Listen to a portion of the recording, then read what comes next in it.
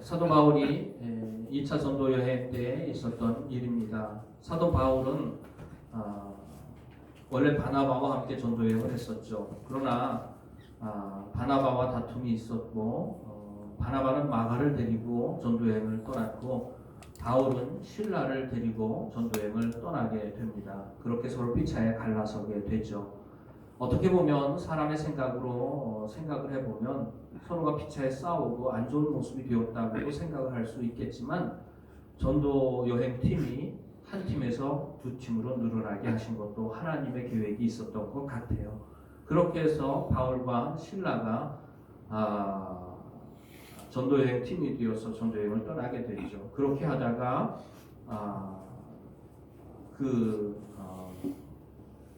디모데가 거기에 합류를 하게 됩니다. 그래서 바울과 실라와 디모데가 함께 전도여행을 하게 되죠. 그들이 고린도에 이르게 됩니다. 바울이 먼저 고린도에 이르게 되고 그 뒤를 따라서 실라와 디모데가 함께 합류를 해가지고 고린도에서 복음을 전하게 되었습니다. 그리고 거기서 브리스길라와 아굴라라고 하는 두 부부를 바울이 만나게 됐죠. 두 사람이 직업이 같았습니다. 천막을 짓는 일을 했었어요. 그래서 같은 직업을 가진 사람끼리 또 같이 통하는 일들이 많잖아요. 근데 이 브리스길라와 아굴라가 고린도에 오게 된 사연이 있습니다. 그 사연이 뭐냐 하면 브리스길라와 아굴라가 로마에 살았었어요. 그런데 황제가 명령을 내렸습니다. 로마에 사는 유대인들은 다 로마를 떠나가라. 이렇게 아주 강제로 명령을 내렸습니다. 그러니까는 갑자기 하루아침에 로마에 살다가 거기를 떠나야만 하는 상황이 되어버리고 만 거예요. 그래서 떠나서 고린도에 도착을 하게 됐는데 그때 마침 고린도에서 사도 바울을 만나게 되죠. 여러분들 인생의 모든 것은 하나님의 계획 안에 있습니다. 우리들은 우연히 일어나는 것 같지만 우연히 일어나는 일이 아니라 모든 것이 세밀한 하나님의 계획 안에서 일어난다고 하는 사실이에요. 그렇게 해서 브리스길라와 아굴라가 로마를 떠나게 되었고 고린도에 도착을 해서 거기에서 사도 바울을 만나게 됩니다. 이 만남을 통하여 이 브리스길라와 아굴라는 신실한 믿음의 사람이 되었고 나중에 사도 바울이 로마서에서 로마에 사는 성도들에게 브리스길라와 아굴라에 대해서 소개를 하면서 뭐라고 소개를 하느냐 하면 브리스길라와 아굴라에게 문안하라. 저희는 나를 위하여 자기 자신의 목숨이라도 아까워하지 않는 사람들이다. 이렇게 이 브리스길라와 아굴라를 소개하는 그런 글이 성경에 기록되어져 있는 것을 보게 됩니다. 그러면서 사도 바울과 함께 천막을 지으면서 사도 바울의 복음을 전하는 일들을 옆에서 동역하면서 함께 도와주고 기도로 도와주고 물질로 도와주고 마음으로 온 힘을 다하여 그들의 삶을 사도 바울의 사역을 돕는 일에 자기 자신들의 삶을 헌신했던 사람들이 바로 브리스길라와 아굴라 부부라고 하는 것이죠. 그리고 거기에서 그렇게 브리스길라와 아굴라와 함께 또 실라와 디모데와 함께 고린도에서 복음을 전하게 됩니다. 처음에 이 바울이 복음을 전했던 장소가 어디냐 하면 유대인들이 모이는 회당이라고 하는 곳이 있습니다. 이 유대인들이 모이는 회당이라고 하는 곳이 4절에 보면은 안식일마다 바울이 회당에서 강론하고 유대인과 헬라인을 권면하니라. 이 회당이라고 하는 곳이 이 유대인들이 가서 사는 곳이면 어디든지 유대인들은 자기 자신들이 모일 수 있는 장소를 만들었어요. 그곳이 바로 회당입니다. 그러면서 토요일 안식일마다 회당에서 유대인들이 모여서 함께 성경을 가르치고 또 성경을 배우고 하는 일들을 했던 곳이 바로 회당이라고 하는 곳입니다. 유대를 떠나서 어느 곳에 가든지 유대인들은 그 회당에서 함께 안식일을 지키고 안식일마다 성경 말씀을 가르치고 배우고 했던 곳이죠. 그런데 사도 바울이 그 회당에 들어가서 유대인들에게 복음을 전하기 시작을 했습니다. 4절 보면은 안식일마다 바울이 회당에서 강론하고 유대인과 헬라인을 권면하니라. 유대인은 이스라엘 사람들을 얘기하는 거죠. 헬라인은 이스라엘 사람들 이외의 사람들을 이야기하는 겁니다. 그러니까는 이스라엘 사람들이든지 아니든지 유대인이나 헬라인이나 라고 하는 표현은 무슨 뜻이냐 하면 세상에 있는 모든 사람들, 아브라함의 육신의 혈통을 따라난 사람들은 유대인이고 그 이외의 모든 사람들은 헬라인 혹은 이방인이라고 하는 의미를 가지고 있는 것입니다. 그러니까 유대인이나 헬라인이나 하면 세상에 있는 모든 사람들을 의미하고 있는 것이죠. 그러니까 사도 바울은 안식일마다 유대인들에게 복음을 전할 뿐 아니라 날마다 모든 헬라인들에게도 또한 복음을 전했던 것을 보게 됩니다. 그러면서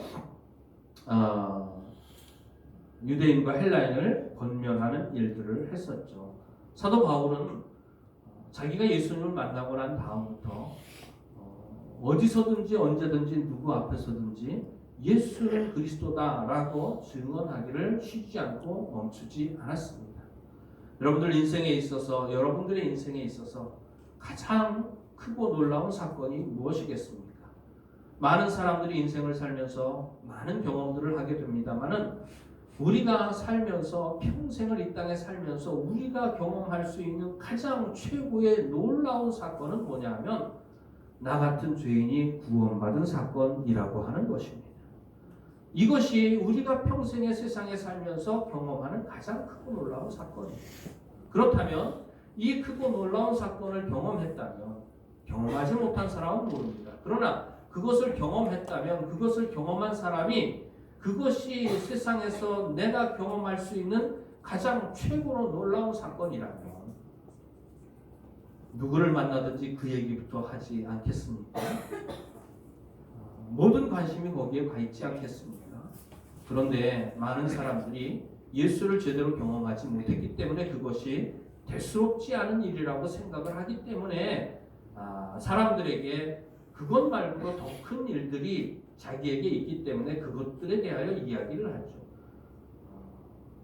사실은 우리가 이 땅에서 경험할 수 있는 최고의 사건은 뭐냐면 나 같은 죄인이 용서받고 구원받는 거예요. 나 같은 죄인이 하나님 자녀 되는 거예요. 나 같은 죄인이 지옥 가야 마땅한 인생이 용서받고 저 천국의 소망을 가지고 살아갈 수 있게 되었다고 하는 사실입니다. 사실은 이것보다 더 큰 뉴스는 없고 더 큰 소식은 없다고 하는 사실이죠. 사도 바울은 자기 자신이 그것을 경험하고 난 다음에 자기의 평생에 누구를 만나든지 예수 얘기를 하는 사람이 되었습니다. 누구를 만나든지 어디에 있든지 예수밖에 자랑할 것이 없고 예수밖에 할 얘기가 없고 예수 말고는 더 듣고 싶은 얘기도 없는 삶을 살았다고 하는 거예요. 내가 너희 가운데서 예수 그리스도와 그의 십자가에 못 박히신 것 외에는 아무것도 알지 아니하기로 내가 작정하였노라. 내가 결심하였노라. 사도 바울의 관심은 오직 어디가 있었어요? 예수에 가 있었습니다. 왜냐하면 그가 평생에 겪은 사건 가운데 그만큼 충격적인 사건이 없었기 때문이고 그만큼 놀라운 사건이 없었기 때문이고 그만큼 축복된 사건이 없었기 때문이라는 사실을 사도 바울은 확신했다고 하는 것입니다. 그렇기 때문에 그는 어디에 있든지 어느 도시에 있든지 어느 지역에 있든지 어떤 사람을 만나든지 어떤 상황 속에서도 감옥에서도 그는 예수 그리스도 외에는 할 얘기가 없었다고 하는 것입니다. 우리 옆에 있는 사람에게 예수님만 자랑하는 사람이 되시기를 바랍니다. 여러분 뭐 자랑해요? 다른 거 자랑합니까? 여러분들이 여러분 자식들이 좋은 직장에 취직이 되면 어떻게 합니까? 사람 만나면 무슨 얘기부터 해요? 자식 얘기부터 하잖아요. 자식이 좋은 직장에 취직한 게 세상의 그 어떤 뉴스보다도 큰 뉴스예요. 그러니까는 자식 자랑을 하는 거예요. 우리 자식이 이번에 이 자식 저 자식 하니까 좀 이상한데 우리 자식이 이번에 아주 어디 뭐 S그룹에 들어갔다고 그러면 사람들은 또 뭐라 그래요? 아우 참 똑똑했나 봐요. 공부를 열심히 잘했나 봐요. 참 자랑스러우시겠어요. 이제 그 자식이 돈 많이 벌어가지고 부모님한테 좋은 것도 많이 사드리겠네요. 그러면 또 기분이 좋아가지고 또 아주 그냥 뭐 걔가 어릴 때부터 했던 일들을 또 막 걔가 어릴 때부터 부모님 말 잘 듣고 학교 다닐 때도 공부 잘하고 우리 여기 초등학교 다닐 때도 1등 하고 막 그랬다고 뭐 또 자랑을 또 해요. 그럼 그걸 또 부러워가지고 침을 질질 흘리면서 또 듣고 있어요. 그러면서 내 자식 생각하고 내 자식 때문에 속이 터지죠. 근데 그게 아니고 우리가 참으로 다른 사람 만나면 누구를 만나든지 무엇보다도 가장 먼저 해야 되는 일이 무엇입니까? 해야 되는 말이 무엇입니까? 나 같은 죄인을 구원하신 예수님 얘기를 해야 될 줄로 믿습니다. 우리 주 예수 그리스도께서 나 같은 죄인에게 베풀어 주신 참으로 그 은혜를 경험한 사람이라면, 여기서 경험하지 못한 사람은 죄입니다. 경험한 사람이라면, 체험한 사람이라면 어찌 그 은혜를 잊을 수 있겠습니까? 어찌 그날을 잊을 수 있겠습니까? 어찌 그때의 그 마음을 우리가 평생에 살면서 잊을 수 있겠습니까? 나 같은 죄인 살리신 그 은혜, 참으로 놀랍고 고맙고 감사한 그 은혜, 우리 마음속에 늘 차고 넘치고 누구를 만나든지 예수님 얘기를 하고 예수님 자랑을 할 수 있는 그런 사람이 되어지기를 주의 이름으로 축원을 드립니다. 그렇게 회당에서 유대인들을 향하여 예수가 그리스도다, 예수가 구원자다 복음을 전했는데 거기 회당에서 여러 날을 전했지만 유대인들이 그것을 받아들이지 않았어요. 그래서 결국에는 회당에서 쫓겨나게 됩니다. 그러면서 더 이상 회당에서 네가 전하는 말을 전하지 말라고 제재를 가하게 되죠. 그래서 회당에서 쫓겨났습니다. 쫓겨났다고 사도 바울이 포기합니까? 아니죠. 사도 바울이 회당 옆에 있는 그 디도 유스도라고 하는 7절 말씀에 나오죠. 거기서 옮겨 하나님을 경외하는 디도 유스도라 하는 사람의 집에 들어가니 그 집은 회당 옆이라. 회당 옆에 디도 유스도라고 하는 신실한 사람이 있었는데 그 사람의 집으로 들어가서 이제는 그 사람의 집에서 회당에서는 안식일마다 전했지만 디도 유스도의 집에서는 매일매일 거기에서 바로 회당 옆이니까 사람들이 다 지나갈 거 아니에요? 지나가면서 또 볼 거 아니에요? 그러니까 일부러 회당 옆에다가 얻은 것 같아요. 그래서 회당 옆에다가 디도 유스도라고 하는 집에 날마다 모여서 거기서 복음을 전하게 되는 일이 일어났습니다. 그때에 회당에서 쫓겨난 사람 중에 사도 바울만 쫓겨난 것이 아니라 사도 바울 말고도 쫓겨난 사람이 한 사람 더 있었습니다. 그 사람이 누구냐 하면 그리스보라고 하는 사람입니다. 발음이 조금 어렵기는 하지만 한번 따라해 볼까요? 그리스보라고 하는 사람입니다. 이 그리스보라고 하는 사람은 누구냐면 회당장입니다. 그러니까 그 회당에서 장이에요. 그 회당에서 안식일마다 유대인들이 모이잖아요. 그러면 그 회당장이 나가서 하나님의 말씀을 유대인들에게 가르치는 일을 하는 거예요. 그리고 거기에서 가르치는 것으로 자기가 먹고 살고 생업을 해결하고 그런 직업으로 하는 사람이 바로 회당장이라고 하는 사람입니다. 그러니까 고린도에 있는 고린도 지역에 있는 유대인들 가운데에 성경에 박식한 사람이고 사람들에게 존경받는 사람이고 또 회당에서 모이는 모임에서 말씀을 가르치는 사람이고 또 거기에서 또 사례를 받으면서 그렇게 살아가는 사람이 회당장 그리스보라고 하는 사람이었습니다. 그런데 이 그리스보라고 하는 사람이 회당장이었음에도 불구하고 사도 바울이 전하는 복음을 듣게 되고 그리고 그 복음을 믿게 되고 그리고 결국에는 그리스도를 믿는 믿음의 사람이 되었습니다. 그러니까는 회당에서 더 이상 일을 할 수 없는 상태가 되었어요. 회당에서 하나님의 말씀을 가르칠 수도 없고 회당장이라고 하는 직책과 지위를 유지할 수도 없게 되었고 그리고 이 유대인들이 존경했던 그 회당장의 지위를 가지고 있을 수도 없게 되었어요. 더 이상 유대인들의 존경을 받을 수도 없게 되었습니다. 그러니까 이 회당장 그리스보는 자기 자신이 스스로 자기 자신을 생각할 때에 만약에 자신이 예수를 믿게 된다면 자기가 지금 가지고 있는 이 모든 것을 잃어버린다고 하는 사실을 분명히 알았어요. 회당장의 지위도 잃어버리게 될 것이고 사람들에게 말씀을 가르치는 일도 못하게 될 것이고 거기에서 가르치면서 받는 사례도 받지 못하게 될 것이고 결국에는 모든 유대인들의 존경을 받지 못하게 되는 것은 고사하고 모든 유대인들에게 미움을 받게 될 것이라는 사실도 알고 있었어요. 그러면서 자기가 먹고 살기도 어렵게 될 거라고 하는 사실도 다 알고 있었습니다. 많은 갈등이 마음속에 혹 있었을지도 모르겠어요. 성경에는 자세히 나와 있지 않습니다. 그러나 왜 인생에 갈등이 없겠습니까? 그러나 진짜 예수님 만나고 나면 예수님보다 귀한 것이 없게 되는 일이 일어납니다. 이거 참 놀라운 사건이에요. 주 예수보다도 귀한 것은 없네. 우리가 예수님 만나고 보면 예전에 좋아하던 것도 예전에 값어치 있게 여겼던 것도 예전에 즐겁게 여겼던 것들도 예전에 가치 있게 여겼던 모든 것들도 그 모든 것들이 다 아무것도 아닌 것이 되어버리는 일들이 일어나게 되는 것을 봅니다. 바로 예수님을 만난 사람에게 일어나는 일이죠.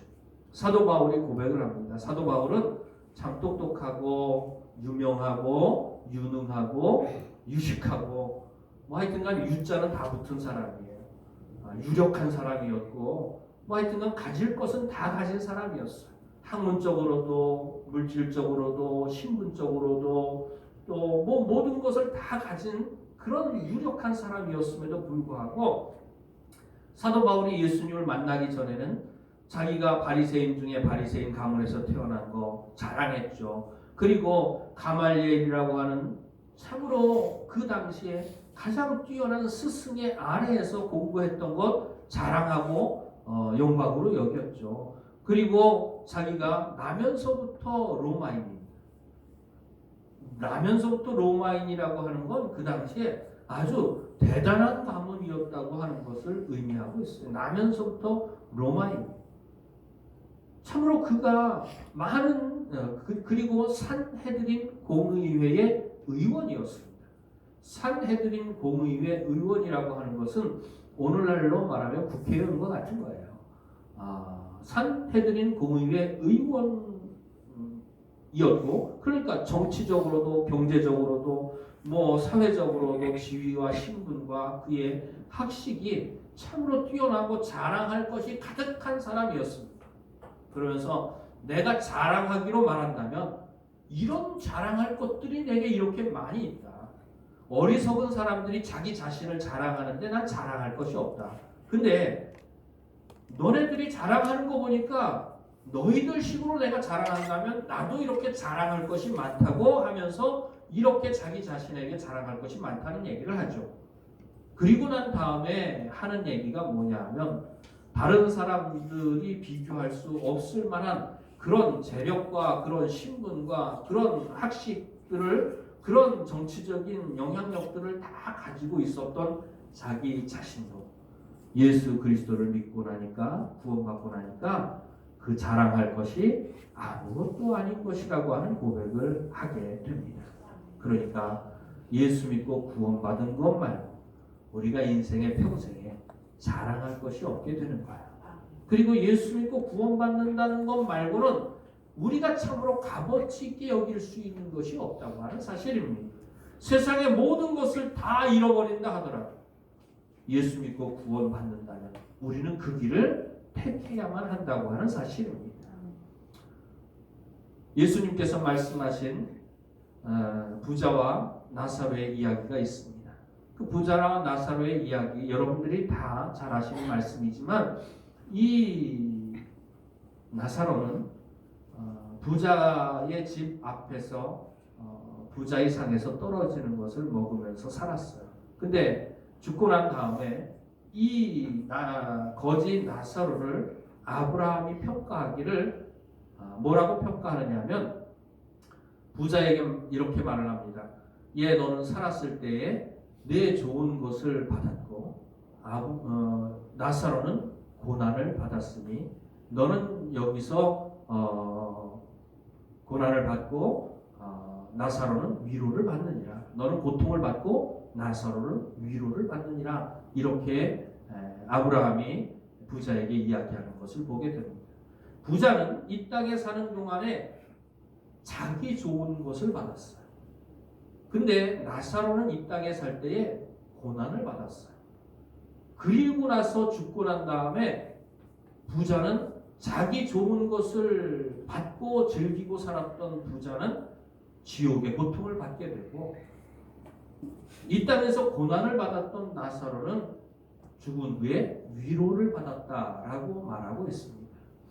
나사로에 대해서 성경은 자세히 이야기하지 않지만 나사로는 믿음을 지켰던 사람인 것을 우리는 알죠. 이 땅에서 믿음을 지켰던 사람들이고 그 믿음을 지키기 위해서 그렇게 고난을 받았던 사람이라고 성경은 말하고 있습니다. 그러니까 나사로가 거지가 된 게 그냥 우연히 거지가 된 게 아니라 성경의 말씀을 종합해 볼 때에 나사로는 믿음을 지키기 위하여 기꺼이 고난의 길을 택한 사람이라고 하는 것입니다. 남에게 멸시받고 천대받고 다른 사람의 상에서 떨어지는 부스러기를 가지고 목숨을 연명하고 심지어 개들조차도 무시하면서 나사로의 헌대를 핥는 인생을 살았어도 그는 그것이 믿음을 지키기 위한 고난의 길이었다는 사실을 우리는 성경을 통해서 깨달아 알아야 한다고 하는 사실입니다. 나사로가 지키고 싶었던 것이 무엇이겠습니까? 다른 모든 것을 다 잃어버린다 할지라도 믿음 하나만은 지키고 싶었던 것이 나사로의 마음이라고 저는 분명하게 믿습니다.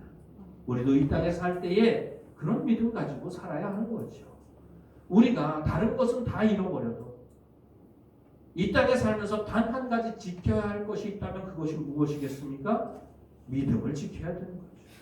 그런데 안타까운 사실은 무엇이냐 하면 많은 사람들이 다른 것을 얻기 위하여 절대로 버려서는 안 되는 믿음을 버리는 것이 오늘날의 세태고 오늘날의 현실이라고 하는 것입니다.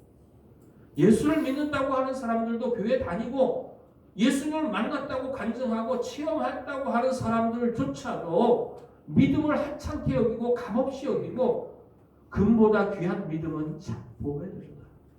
여러분, 이 땅에서 가장 귀한 것이 무엇입니까? 하나님이 나 같은 사람에게 주신 믿음이 아닙니까?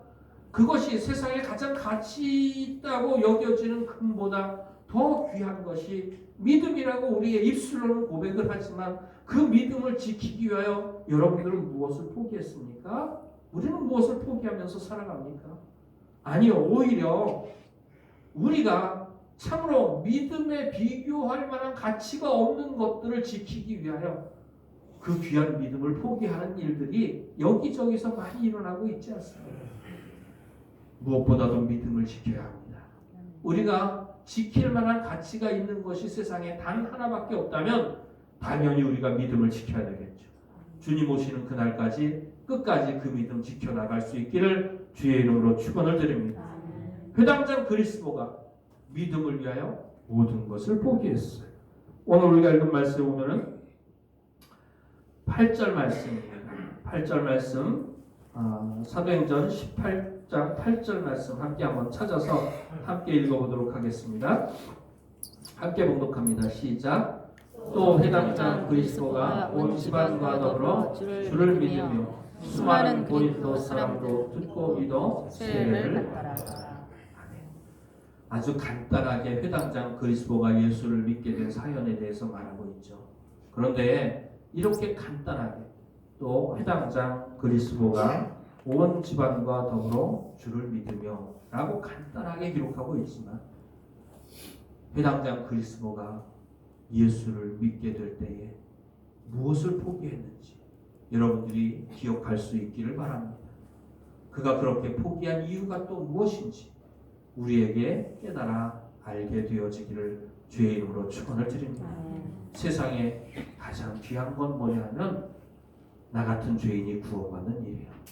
이것보다 중요한 일은 없습니다. 이 땅에 사는 동안에 나 같은 죄인이 예수님 만나야 되는 거예요. 이것보다 중요한 일은 없고 이것보다 시급한 일은 없어요. 이것보다 귀한 일이 없다고 하는 것입니다.